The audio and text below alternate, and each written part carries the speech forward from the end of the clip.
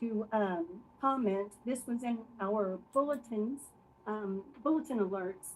This course is not approved for CE credit in the state of California. So California residents are not eligible for CE credit for this course at this time. We're waiting on the approval pending with the state. So if you're from California, resident, and you're licensed in California, you will not receive CE credit for this course today.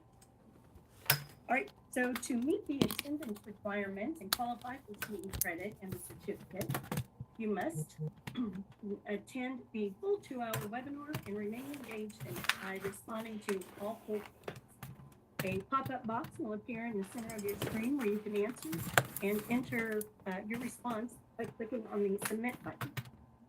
2, you must be registered and join the webinar using your unique link from your confirmation reminder email.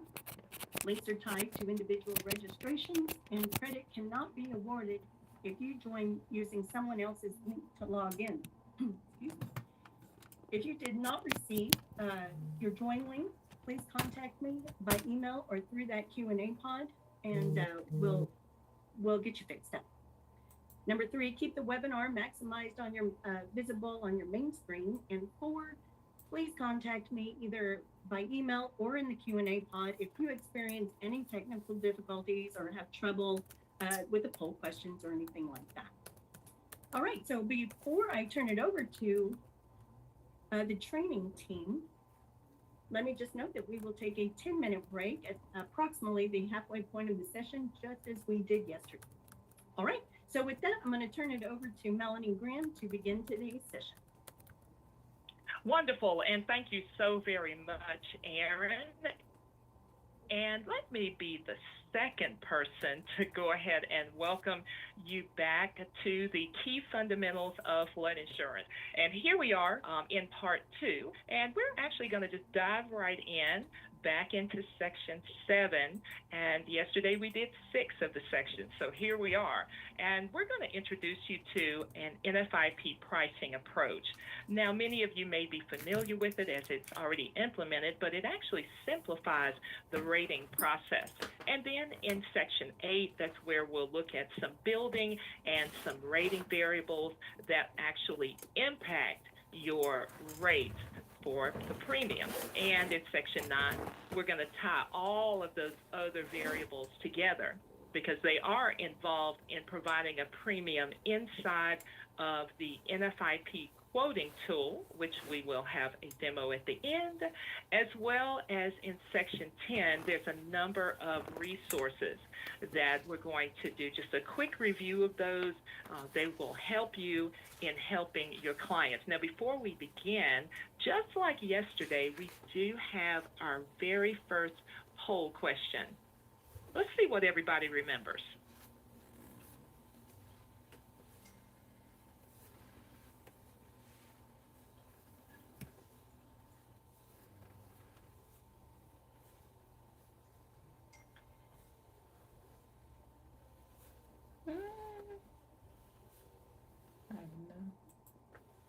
Okay, looks like we have to make a little adjustment here.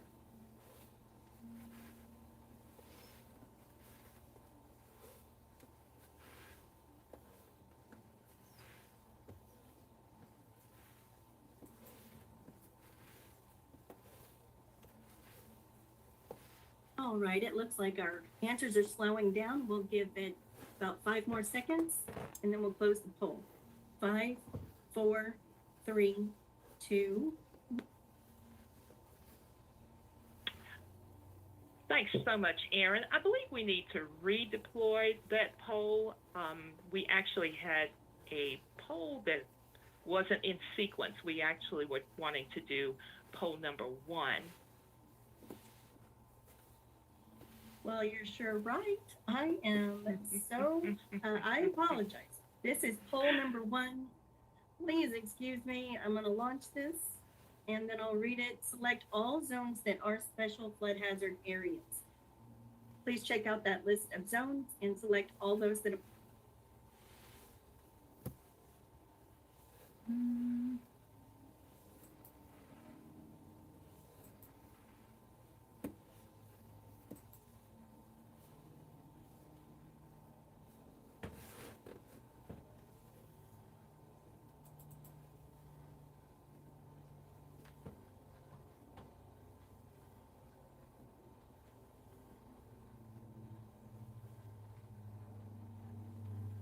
All right, it looks like our answers are slowing down now.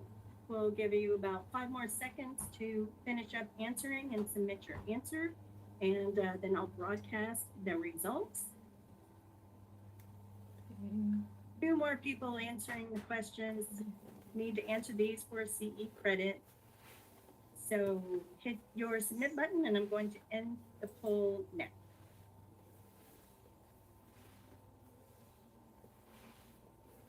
There we go. Great. And thank you so much, Aaron, and thank everyone for coming in on that. What we see is that you did remember the special flood hazard areas from yesterday. Those were the ones we were looking for, and it is, let me show you as well. Here we go. The AE and the VE zones, those are our special flood hazard areas. So good job on finishing up that poll, and we'll just go ahead and move right on into that NFIP pricing approach. Now, to provide a more modern and individualized flood insurance rate, Recording in the progress. NFIP actually considers some very specific characteristics of a building to help identify each of a building's unique flood risk, because we all have flood risk in the flood insurance rate map as well as the flood zones. And there's also an associated premium that goes along with that. But let's begin by discussing the variables that impact NFIP premiums. Now, these variables are divided into 3 categories. What you see here is the geographic variable, and those are directly associated with where a building is built. And then next up, we've got the building and the rating variables, and those variables tell us how a building is built and constructed. And lastly, we've got other variables that involve what is built and covered as it relates to replacement costs and coverage. So let's just go ahead and start with where it's built, because these variables are based on where a building's located using geolocation. So just by keying in the property address, the rating system will determine the flood risk for that building as well as calculate the premium. Now, it's important to note that most values for geographic variables, they're not going to be seen by the insurance company or by the policyholder. The geographic variable data is sourced by FEMA, and it's not subject to any type of adjustment that a policyholder may believe they need. There's one partial exception here that you want to consider, and that's the elevation certificate, because the property owner does have the option to use an optional elevation certificate just to document the ground level or even the lowest adjacent grade, which is identified on that elevation certificate. Now, later on in the session, we'll examine the use of this optional data source. Most of the data, by the way, is collected behind the scenes. So all you need to do is simply enter in the property address. And for the most part, the quoting tool is going to provide the data. Next up, how it's built. Now, this group of variables, it corresponds to the physical characteristics of the building. And some of these values are actually sourced by FEMA, while others are going to be provided by the policyholder by inputting that information on the application. Now, at the time of rating, these and other discounts are displayed for you to select just based on the information that you have about that building. And the last category of rating factors is other variables. That is what is built and covered. It refers to the remaining inputs used to calculate the premium. Some of these are very specific to the structure, such as the prior NFIP claims, and while others are just standard percentages like the reserve fund assessment. Again, we'll look at each one of these in more detail in the next group of slides. So let's just go ahead and turn our attention now to building variables, meaning how it's built. And in this section, we're going to gather some significant details because they will relate to the questions that you are answering and providing in that quote or the application. Now, if you need more information on any of these, please be sure to see the NFIP Flood Manual. By the way, it's a great reference guide when you are in doubt. The first one we're starting with is building occupancy. And this is one of those rating variables you're probably already familiar with because building occupancy has four main groups.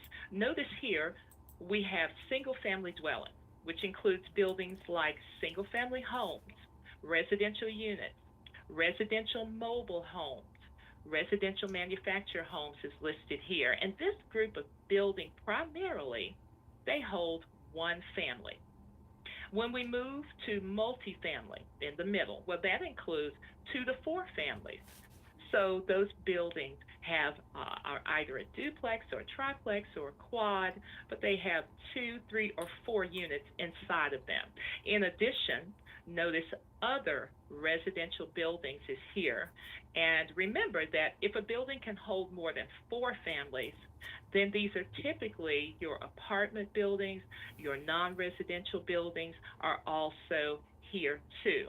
Now you'll notice that your non residential occupancy can also be a unit or even a manufactured mobile home or mobile building. And that fourth category, which is the Residential Condominium Building Association policy, we're going to talk about that one in a little more detail later on in the session. Now, this expanded set of occupancies and their descriptions just help further segment the different types of buildings and units that your clients may have. So as you complete that quote or application, you'll select one of the options. And once you establish that occupancy type, the rating engine simplifies that process just by defaulting to just the rating questions that are pertinent to that particular occupancy. Now, before we leave this topic, I do want to highlight a couple of occupancy types, and that is single family homes and residential units.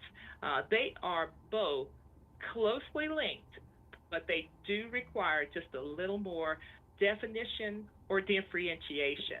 And to bring in those specifics, I'm going to ask Carrie to step in. Thank you so much, Melanie, and good morning to everyone. Let's get right into single family homes. They're classified as a single family building, a townhouse, or a row house. They must be for residential use or a mixed use building where the non residential use is limited to less than 50% of the total floor area. If the total floor area for the business is at least half or more, then you must rate the building as non residential. Also, these are not in a condominium form of ownership, and they are not a residential unit in any building.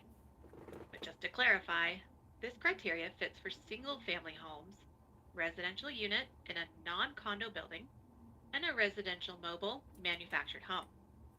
Our example here is clearly a standalone single family building and not a residential unit. Next, we have a multifamily building or a 2 to 4 family building. These are a residential building containing 2 to 4 units. Or it can also be a mixed use building with non residential uses limited to less than 25% of the building's total floor area. This category includes the following buildings, but will exclude buildings where the normal occupancy of a guest or resident is less than 6 months. These include apartment buildings, assisted living facilities, condominium buildings that are not eligible for RCBAP, cooperative buildings, dormitories, hotels, and motels. But please note you would use other residential if the building contains 5 or more units in the building. The final occupancy type is non-residential, this group which is intended for non-residential buildings. This includes commercial buildings, non-residential units, and non-residential mobile and manufactured buildings. For non-residential buildings, the primary use is commercial or non-habitational. Some of these would include an agricultural building, or detached garage, or non-residential condominium building, houses of worship, schools, storage or tool sheds, or some strip malls. This category also includes buildings where the policyholder is a commercial enterprise primarily carried out to generate income, and the coverage is for an office or retail space, wholesale space, factory, hospitality space, or those similar uses.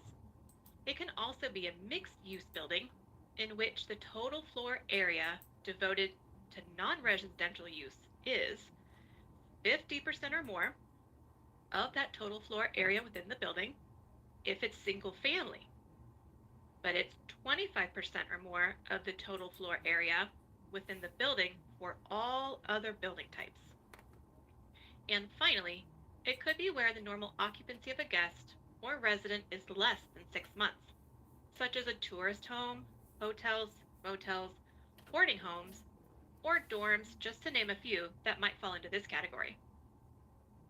Please note, if you're using a non-residential townhouse or row house in the condominium form of ownership as a unit, you're going to select the non-residential unit occupancy. But be careful because this coverage is limited. So let's delve deeper into those mixed-use buildings, as they can be challenging to understand how to properly quote them with the NFIP. A residential unit is a single-family residential unit within the same mixed-use criteria as a single-family home, in which non-residential use is limited to less than 50% of the total floor area. It can be located in either a residential or non-residential condominium building. It can also be in a residential or non-residential building, not in a condominium form of ownership, such as an apartment building or a residential cooperative. And finally, it can also be a townhouse or row house owned as a condominium if it is insured as a unit as opposed to being insured as the entire building. Now let's transition to non-elevated building information. A non-elevated building is a building with a slab-on-grade foundation with wood or metal frame walls on the first floor, a basement, or a below-grade crawl space. A slab-on-grade will have no airspace between the ground and the lowest floor of the building, which can be seen in the photo example shown here. Let's look at elevated buildings next. An elevated building is a building that, one, has no basement, and two, it has the lowest elevated floor raised above the ground level by foundation walls, post-piers pilings, or shear walls. Foundation walls are generally masonry walls, poured concrete walls, or precast concrete walls. Post piles and piers and columns can be reinforced masonry piers or concrete piers or columns. And shear walls are located along the coast and can be found in V zones. Shear walls are for structural support and not structurally joined or enclosed at the ends, except by breakaway walls, which we'll discuss later. So you have buildings elevated without an enclosure, as this picture shows here.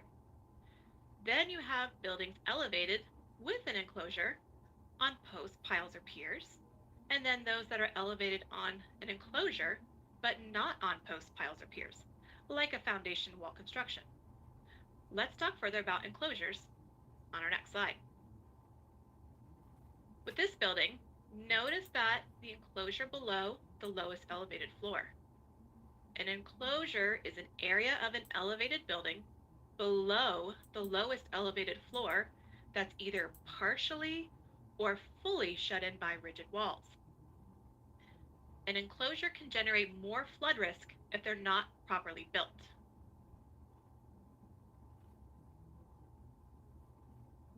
The most common enclosure wall type is solid wood frame walls and masonry walls, but there is another type called breakaway walls. Pictured here, we have breakaway walls, which are used in V zones.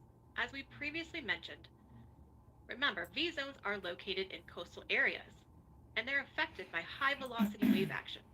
So breakaway walls can be very effective in V Mm-hmm. zones. They provide the ability for the enclosure wall to break away from the building. Mm. And although there's not a mitigation discount for breakaway walls, they do represent a type of enclosure wall, one that's not part of the actual structural support. And with that, we've now come to our next poll question, number 2. Can an elevated building have a basement? Answer A for yes or B for no.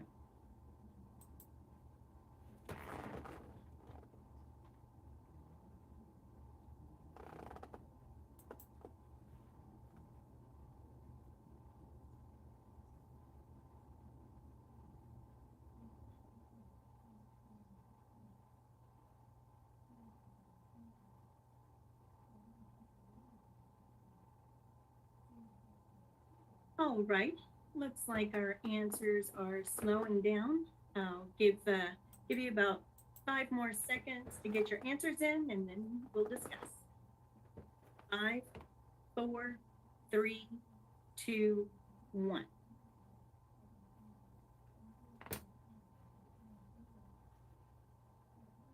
Thank you, Aaron. The answer here is no. An elevated building cannot have a basement, as we previously just mentioned. It looks like most of you got that right. Let's move on to another rating variable, foundation types. The NFIP has 6 simple foundation types. Buildings are either elevated or non-elevated, as we previously mentioned. The foundation types provide an important insight as to where the flood risk is likely to begin.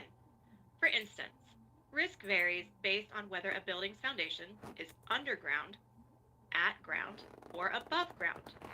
The first 3 foundation types are slab on grade, basement, and crawl space. The first 2 are non-elevated buildings, but a crawl space can be either elevated if it's an at-grade crawl space, or non-elevated if it's a subgrade crawl space, which isn't pictured. Let's discuss the elevated foundations next.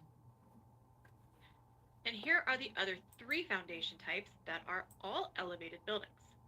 So you have buildings elevated without an enclosure on posts, piles, or piers. Mobile homes with skirting would fit into this category. Then you have the buildings elevated with an enclosure on posts, piles, or piers, and then those that are elevated with an enclosure but not on posts, piles, and piers. Those are more like on the solid foundation wall construction. Let's examine each of these foundations, beginning with slab on grade. Here are some examples of a home that is slab on grade. The house on the right shows a typical ranch home that is slab on grade. The home on the left is an example of a 2-story home that's slab on grade, but it can be hard to tell just from a single photo. So make sure you do your research.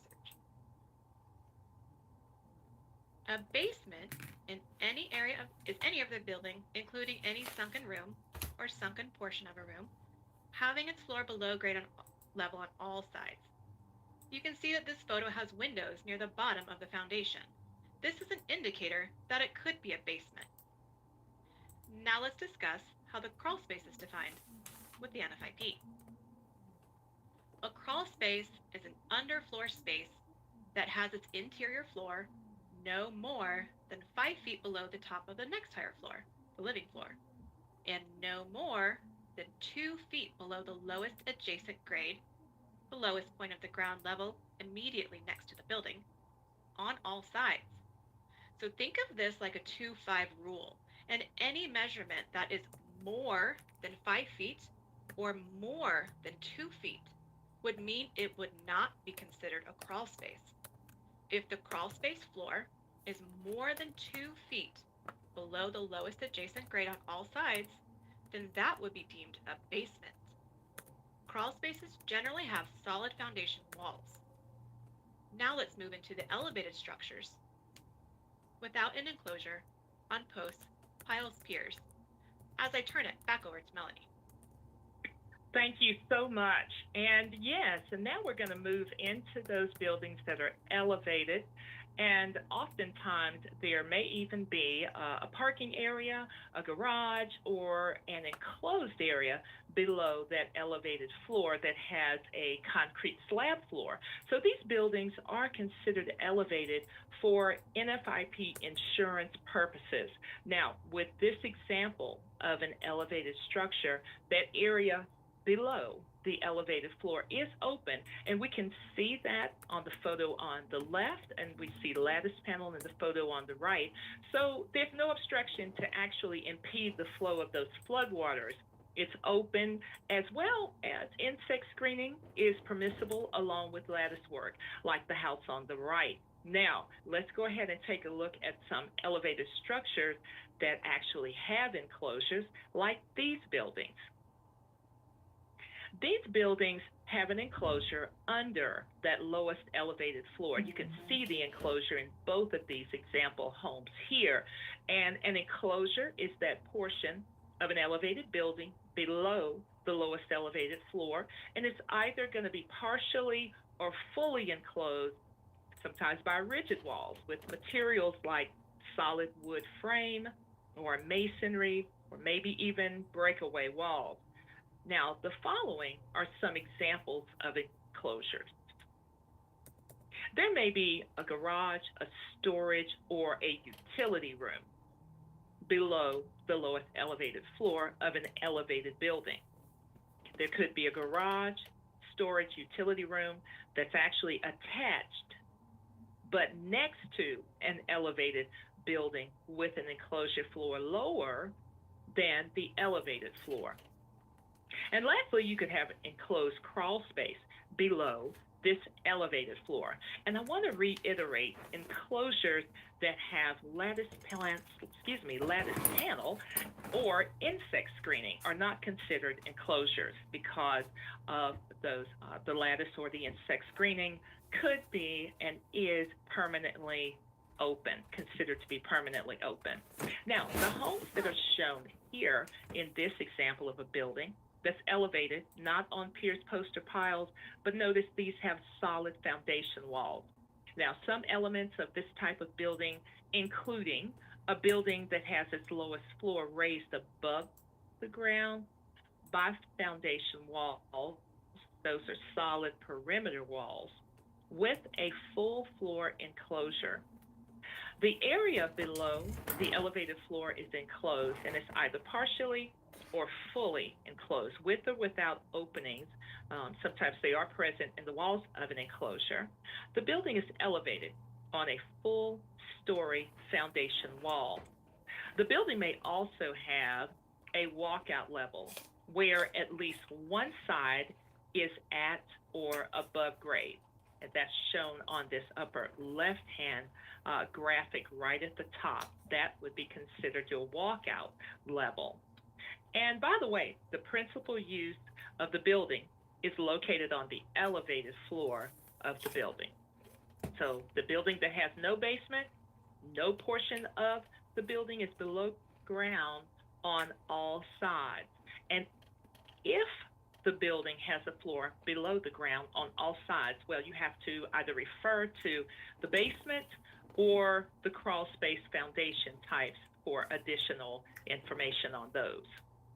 Next up, we're going to look at the number of floors. It's another rating variable, rating the number of floors in the building, and this is a rating factor because buildings with more floors do spread their risk over a higher area. Now, here's how it works. You determine the number of floors in a building based on the number of floors above ground. This means that and also crawl spaces, whether that crawl space is at grade or even below grade. You can have attics if they're not used for living space or mid-level entries. These rating factors already built into the foundation. And that foundation type is inside of the rating engine, and that's why they are in fact excluded from being counted as a floor. Mm. Now, I want to move into looking at the unit owner policy in a multi floor building.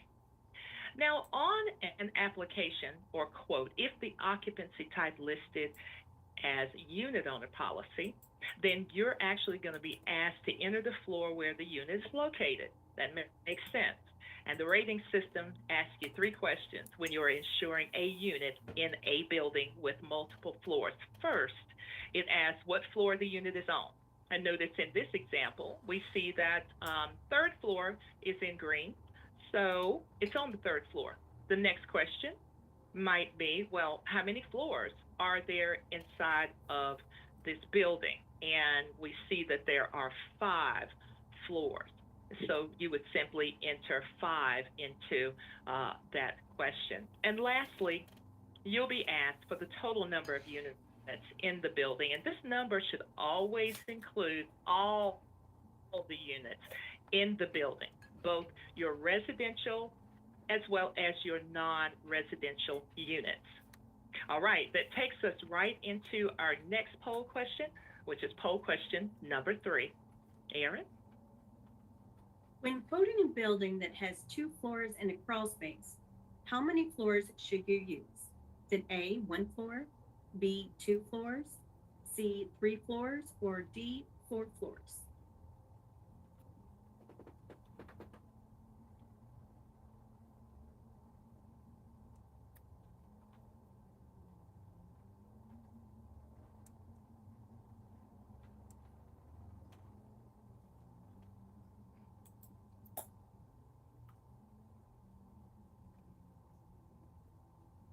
All right, looks like our answers are slowing down. We'll give you about 5 more seconds to get your answers submitted and then go over the answers. 5, 4, 3, 2, 1, and we'll end.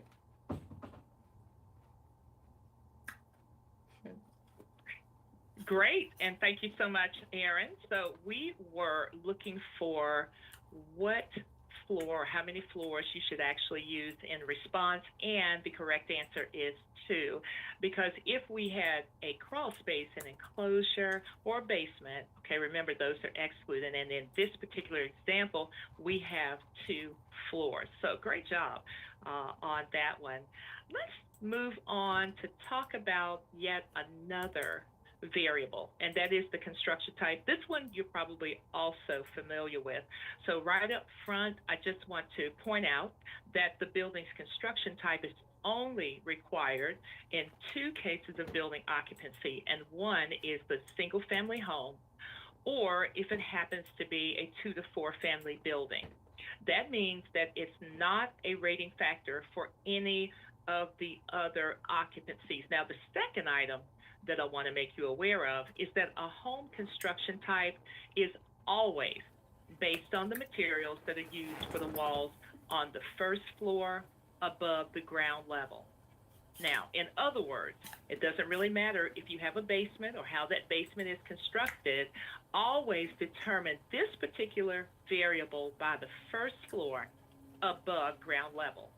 And with that said, there are 3 construction types in the NFIP. Here we see frame, we see masonry, and then there's a other category. But I'd like to look at each one of these one at a time and just give you a brief description. When it comes to frame construction, in this type, you should always look for the first floor above ground level. When it is constructed with wood or metal frame walls, it's considered frame. And other materials such as exterior brick or masonry veneer, if it's connected or attached to the frame construction, it's still frame. And I'll just make a real quick point about veneer because in many subdivisions around the country, people may use some type of veneer. And they're basically trying to achieve a certain look. It might be brick or block or even stucco. And they may even also include it to meet some HOA requirements. But the point here doesn't change the fact that it's still frame construction. Next up is masonry. And if you have the first full floor above ground level, is constructed with masonry materials such as brick, but in this case, not brick veneer, but it's full brick, or it could be concrete block walls. We've seen those for that full floor. But it's important to note that, again, if the bottom floor is masonry, like it's a basement or a walkout or a crawl space, we're looking for that next higher floor. And if that is frame construction, then your response in that case should be frame construction. And when we get to other construction, this particular type, again, the first floor is above ground level. It's built with materials other than wood, other than metal frame, other than masonry walls for a full story. Or, sometimes you'll have a building that simply is a combination of frame and masonry. It's kind of common in various parts of the country. Now, this example in the photo is a pole barn, and it uses corrugated metal for the building material. So if you see, for example, it has windows on the second level, and it needs to, in fact, be verified if maybe there's an additional floor here, since pole barns generally do not have more than one floor, but it is made of corrugated metal. All right, let's move into another rating variable. And this one helps to indicate the height of that building's first lowest floor above the adjacent grade. The adjacent grade is the ground level that is right next to the building. So first floor height is a key point in understanding a building's flood risk. Generally speaking, the higher the elevation of the building's first floor, the lower the flood risk. In this graphic, you see we've got some green arrows that are representing the adjacent grade, and that point right there is where the building touches the ground. And then take a look at the orange arrows, and they show the floor that's actually being used for first floor height. And that's the measurement, and it's based on the foundation type that has been selected. For slab-on-grade foundation, it's going to measure the difference between the first floor of that building and the grade. Whereas for the elevated building on the right, we see if the building is on posts, piers, piles, without an enclosure, then that first floor height is going to be determined between the lowest elevated floor, again, the green arrow, up to the orange arrow. So for these two scenarios, if all of the variables are the same, the building with a greater first floor height is the one on the right. Now, you might even see that that building is going to have a lower premium than the building with the lower first floor height, the one on the left. Now, there are, of course, some rare exceptions to this, and that's when premiums hit a minimum and maximum discount that may be provided. There's two methods for determining a building's first floor height. We're going to talk about those both in this segment, but most quotes already have that first floor height value based on the property address and the quote information, like the foundation type. So there's really nothing extra for you to do here. There's another option to provide data for a first floor height value. The policyholder has the option of submitting a FEMA elevation certificate, or what we call a land survey as well, and it's completed by a licensed engineer. Now, although elevation certificates are no longer required, remember earlier I did say they're optional, one can be used to determine if maybe there's a more favorable premium based on the elevation information. But again, I want to emphasize this is optional, not a requirement. Because FEMA's system will compare the premium using the elevation information from the EC with the premium that is generated by FEMA-sourced first floor height data. After that comparison is made, then it's going to return with the lowest premium for that policyholder. The more favorable premium will always be used when you're providing the elevation certificate. Mm-hmm. Now, I'm going to walk you through the elevation certificate and then show you some important data that will be used for rating purposes. Maybe you're not familiar with the EC. Let's talk about a couple things. First, I want to go over how you get one and then briefly discuss how it can be used. So these elevation certificates are typically completed by a licensed land surveyor, certified architect, or a professional engineer.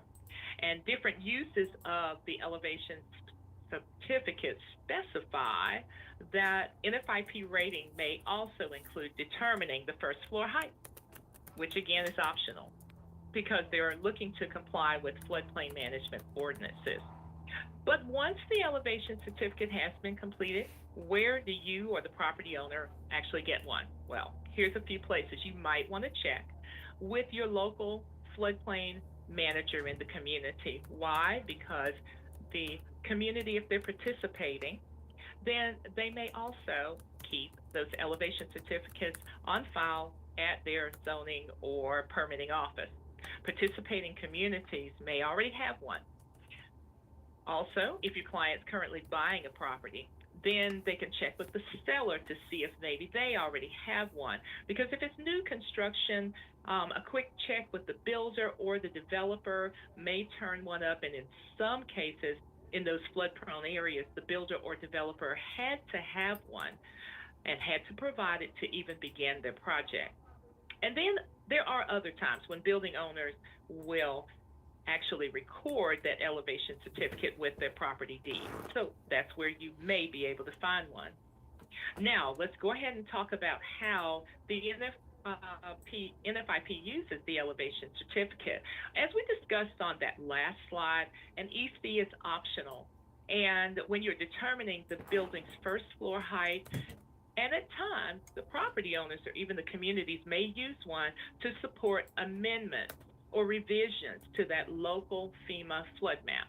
So although they're not required for rating or for NFIP policies, the EC remains an important administrative tool. So with that in mind, let's take a look at an EC that was made available. Our insured actually gave it to the agent. So let's look at Section C of the EC. When you're using this section, it must be completed by the licensed surveyor, architect, or engineer who's certified in Section D. They put their signature and any other required information. But it shows at the top of the next higher floor, we see that figure as 749.5. The floor, in this case, would be the first lowest floor above ground in a basement building. So depending on the foundation type, you're going to enter either C2A or C2B to compare it to that lowest adjacent grade that we have highlighted here. And that lowest adjacent grade next to the building we see is 747.5.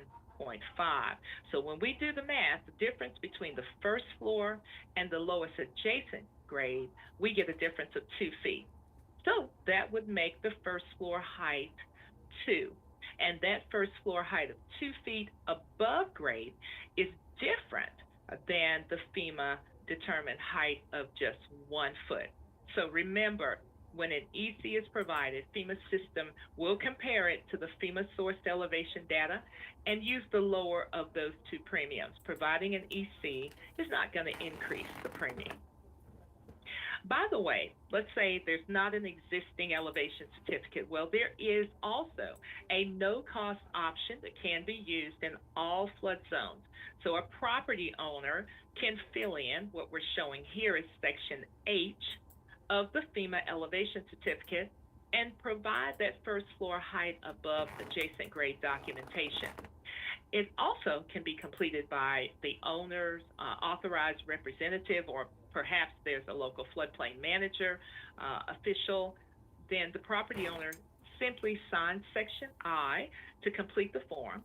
And in that case, the elevation certificate doesn't have to be completed by a licensed professional. If Section H and I are completed, remember this information should only be used for insurance purposes only. And those instructions are, in fact, in the elevation certificate. Now, here's the final point I want to emphasize one more time. When we've got elevation certificate information and it's provided, the system does a comparison with what FEMA uses, and that lower premium is provided for the policyholder. So remember, using an EC does not increase the premium. And I must admit that submitting photos is helpful in many cases, but in this case, it's going to be required for underwriting purposes. So, for more information on Section H, see the segment in the elevation certificate instructions for completing the EC. That's where it's included. It's inside the EC form, which you can also find inside the flood insurance manual. And that moves us to poll question number 4. For a new policy quote, which of these statements are correct? A, an EC is optional. B, an EC is always required. C, if an EC results in a premium increase, the higher premium will be used. Or D, if an EC results in a premium decrease, the lower premium will be used.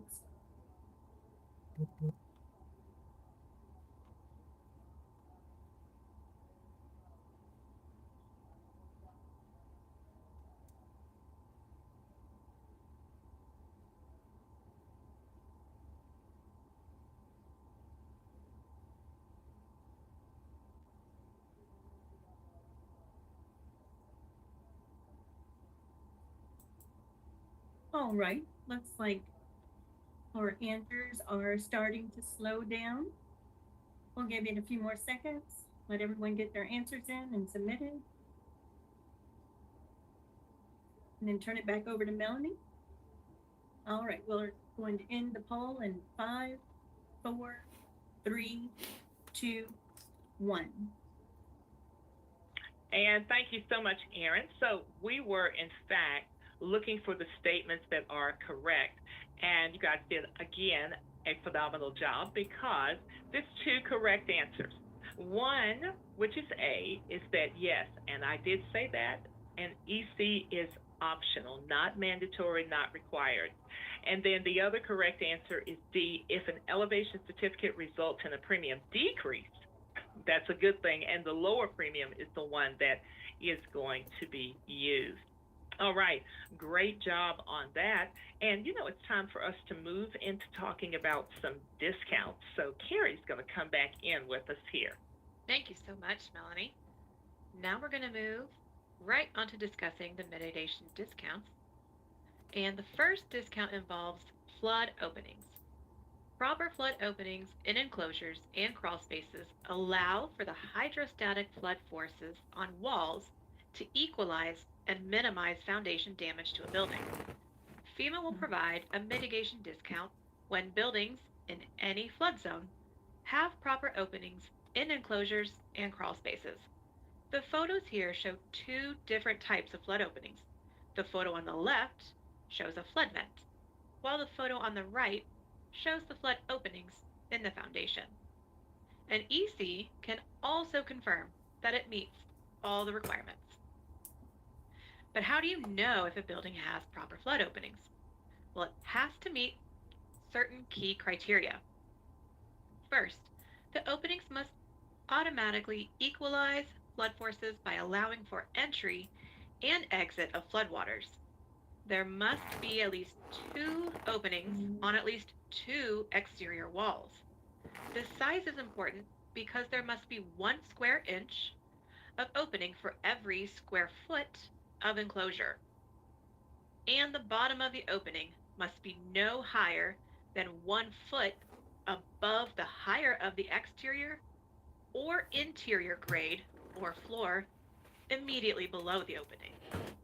And one last thing, local floodplain management requirements typically only allow the lower enclosed portion to be used for 3 purposes: building access, parking, and storage. The next discount involves machinery and equipment location. Policyholders can receive a mitigation discount if certain machinery and equipment that services the building is elevated to at least the floor above the building's first floor. Eligible M&E includes central air conditioners, furnaces, heat pumps, water heaters, and elevator machinery equipment if a policyholder purchases only building coverage. Eligible appliances include clothes washers and dryers and food freezers if the policyholder buys just contents coverage, but these items must be elevated. If if both building and contents are purchased, then all the M&E listed here must be elevated to receive the discount.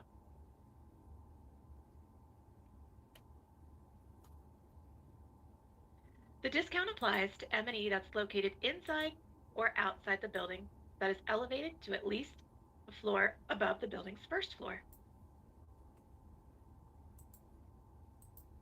Alternatively, the M&E may be elevated to the BFE.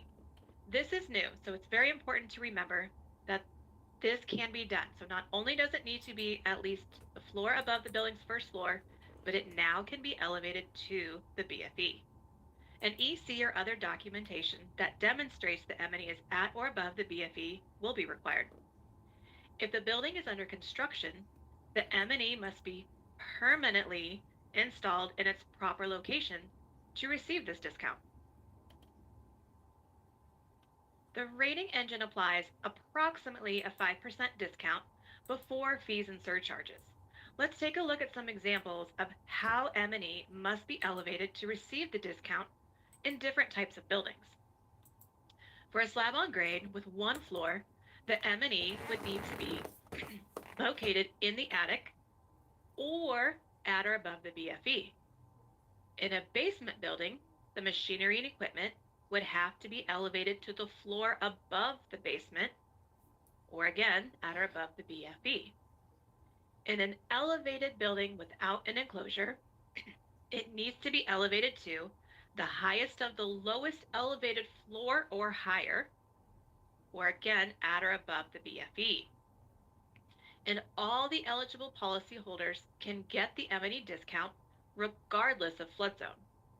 To get this discount, agents self-certify the position of the M&E by answering a yes or no question on the application.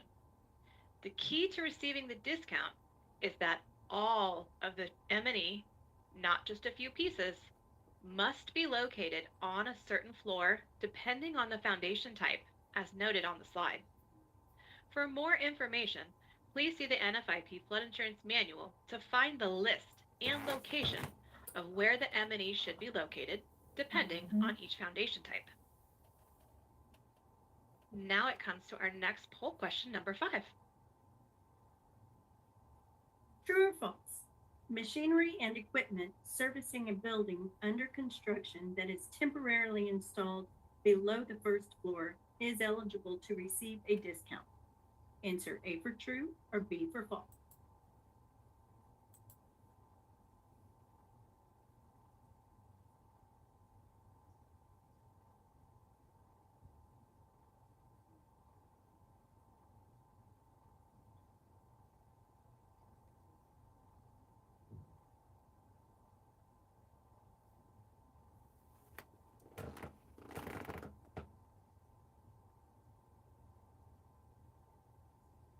All right, looks like our answers are slowing down. We'll give about 5 more seconds, then show the answers. We'll give it 5, 4, 3, 2, 1.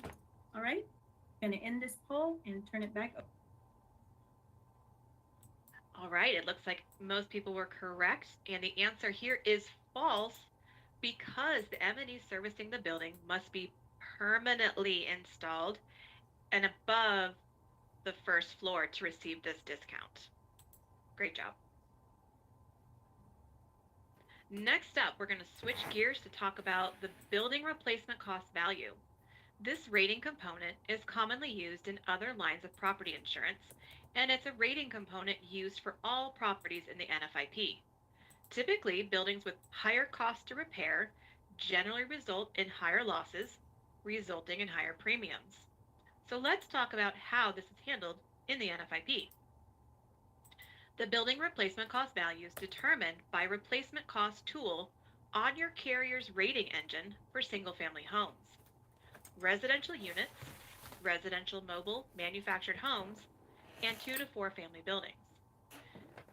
So, based on the property address that you enter into your carrier's rating engine and other application information such as building square footage, FEMA will determine the building's replacement cost value for many of the policies that you write.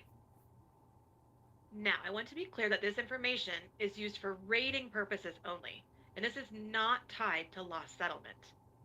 And the best part is that the system does all or most of the work for you for many of the policies you're going to write. But your carrier's rating engine does not, and I will definitely say it will not automatically input the building replacement cost value for other residential buildings and some non-residential buildings that we'll discuss more on the next slide. The carrier must also obtain the BRCV as part of the application process, and they may ask for your help on this. When they do, you should use common industry practices to obtain this information. The method used to determine replacement cost must be kept in the underwriting file by the carrier. The insurer must review and update if there are any changes the building replacement cost value at least every 3 years. And as I just mentioned, the rating tool does not determine the BRCV on these structures for other residential buildings, non-residential buildings, non-residential units, non-residential manufactured mobile home buildings, or residential condominiums. You will need to follow your normal methods of determining RCV for these structures, such as using your software that determines the RCV for you, an appraisal, or other documentation from your client. For a residential condominium building association policy, or RCBAP, you must provide documentation of current BRCV or a signed statement by an officer or representative of the condominium association confirming that the BRCV is still valid. The insurer must obtain the BRCV of the building, including the cost of the foundation, based on appraisals commonly used in the industry. The insurer must maintain supporting documentation of the BRCV. Supporting documentation must include a recent appraisal stating the value of the building and its foundation on a replacement cost value basis to meet this requirement. So while the rating tool doesn't determine the BRCV for non-residential units, there are some structures in which no documentation is required. Documentation is not required if a building is non-residential, manufactured, or mobile building, or is a storage shed or detached garage with less than 1,000 square feet, as you can see in this photo example. Please note that the replacement cost value and market value tend to differ. In some cases, replacement cost value might be higher than the appraised value of a property, as it's determined by the cost to rebuild in today's dollars. Including the foundation cost is important in determining that the valuation for the NFIP's purposes, since the policy does have foundation coverage. In large cities, such as New York City or San Francisco or even Hawaii, the market valuation of homes typically consider the value of the land the house sits on, which is why a fairly small home, let's say 1,500 square feet, in areas like the Bay City, New York City, or even Washington, D.C., can be quite expensive. In these cases, the market value would exceed the BRCV. Market value is essentially the amount that the buyer would pay to purchase a building, accounting for depreciation and any adjoining land. So it's important to note that the BRCV and market value can vary dramatically for a number of reasons, from the cost of the materials or the labor and the land valuations along with the building depreciation. So now let's talk about an important variable of that BRCV, which is square footage. Square footage is part of the building replacement cost calculation, so I want to just explain what to include in the square footage calculation. As you can see here on the slide, for a single family home, residential manufactured mobile home, residential unit, and 2 to 4 family building, you should provide the total finished living area. So since the emphasis is on living area, do not include garages used solely for storage, parking, or access, basements, enclosures, porches, or decks in your square footage calculation. One more quick point. For a condominium unit owner's policy, provide the square footage for the unit and not the entire condo building. For all other buildings, such as any other residential building, non-residential building, or unit, non-residential manufactured mobile building, or residential condo building, you'll need to include the square footage of any stairwells or elevator shafts as well. However, just as the previous slide, basements and even mezzanines should not be included. See the NFIP Flood Insurance Manual for more specific information on square footage calculations. And this will take us right into reviewing some key takeaways.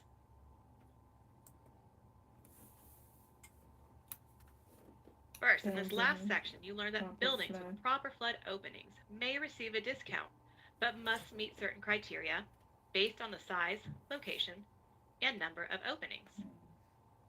Then we discovered that policyholders can receive a discount for proper placement of eligible machinery and equipment servicing the building. Then we covered that the use of an EC is optional and not required for rating purposes. And finally, in this section, you learned that the number of floors in a building does not include basements, enclosures, crawl spaces, and attics. They're not used for living space.